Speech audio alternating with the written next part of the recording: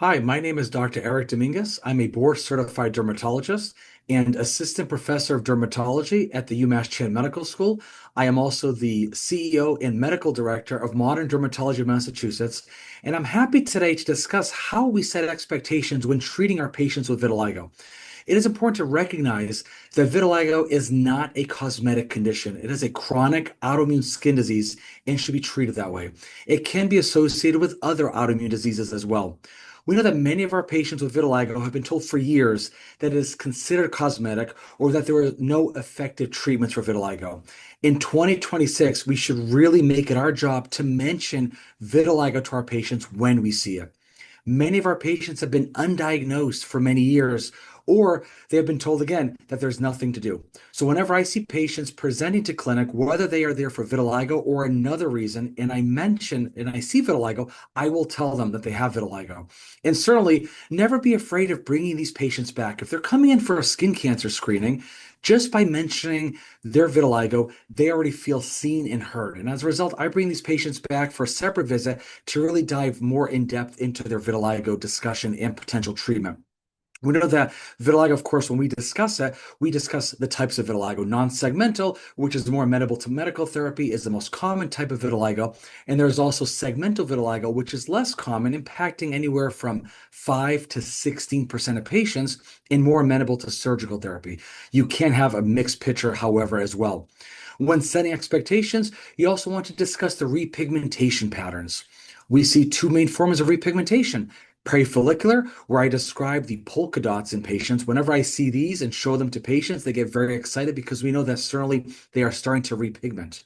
You also have marginal repigmentation, where repigmentation occurs from the border of lesions from functional melanocytes. And it is very common, again, to see both of these. In this, again, when you're setting expectations, you want to take photos both at baseline and at follow-ups. I have patients come back frequently to really notice any early signs of repigmentation because, again, when treating these patients, it is a marathon and not a sprint. We know that our current only FDA-approved treatment for the repigmentation of non-segmental vitiligo is ruxolitinib 1.5% cream. And we know that from the clinical trials, the True V1 and True V2 clinical trials, patients did better with longer-term use. Although some patients did repigment as early as 24 weeks, some patients took a year or even longer to see repigmentation. And we know that the patients who repigmented the quickest and the best had areas of higher density hair follicles repigmenting quicker, such as the face, the arms, the legs, the torso.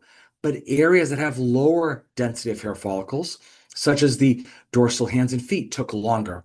And more importantly, some areas may not repigment at all. I see patients all the time coming in with depigmentation, for example, of their volar wrist, and that is an area that typically will not repigment. Areas with white hair, with leukotrichia, they will also not repigment. Remember, the pigment comes back around the hair follicles. If the immune system has attacked the hair follicles, you no longer have that immune privilege, and as a result, you do not expect repigmentation from those areas. Also note that in many clinical trials, areas of leukotrichia are not looked at as well because, again, we do not expect repigmentation. Once your patients have repigmented and they've reached the desired outcome, you can certainly go one of three ways. You can stop treatment, you can continue treating BID indefinitely with ruxolitinib cream, or you can decrease the time that you treat. Some patients may say, Doc, I fully repigmented. Why should I continue? Well, I tell them, when setting again these expectations, that this is a chronic disease. You can't cure vitiligo. If you stop treatment, the resident memory T cells that are sitting in your skin are dormant, but they can become active again, and as a result, lead to relapse of the depigmentation. And as a result, continuing indefinite treatment, as seen in the ruxolitinib clinical trials, patients had less of a relapse. The good news is, however, if you do stop treatment or decrease frequency, we noted that in clinical trials, patients who then resumed the ruxolitinib cream, they typically repigmented at a faster rate, anywhere from 12 to 15 weeks median duration. With that being said, it is not a guarantee, and some patients may not repigment as well as they did initially. And therefore, I do certainly leave it up to the patient, but I strongly urge and consider them to continue treating BID indefinitely if possible.